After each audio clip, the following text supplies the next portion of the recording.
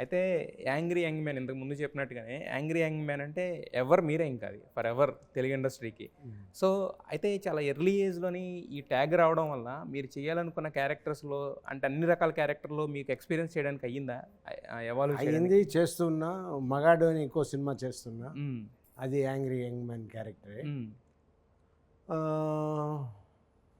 ఇంకో సినిమా అది సరదాగా ఉన్న సినిమా, అల్లరి ప్రియుడు లాంటి సినిమా అది. ఓకే. బట్ నాట్ ఏజ్ ఇది, బట్ టైప్. ఇప్పుడు బైకర్ ఒక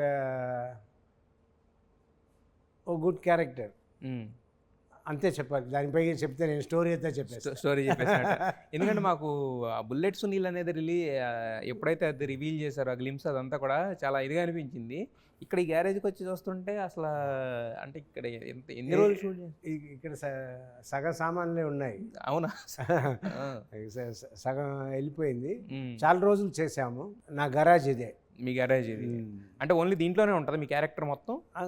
క్యారెక్టర్ మొత్తం కాదు, ఇక్కడ గరాజ్, అక్కడ ఆఫీస్, ఇటువైపు ఇల్లు, ఇటువైపు రేస్ కోర్స్. ఓకే.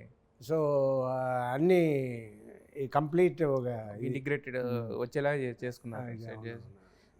సరే, అంటే యాక్చువల్గా ఇప్పుడు మీరు అన్నారు నాదొక మంచి ఇంట్రెస్టింగ్ క్యారెక్టర్ అని.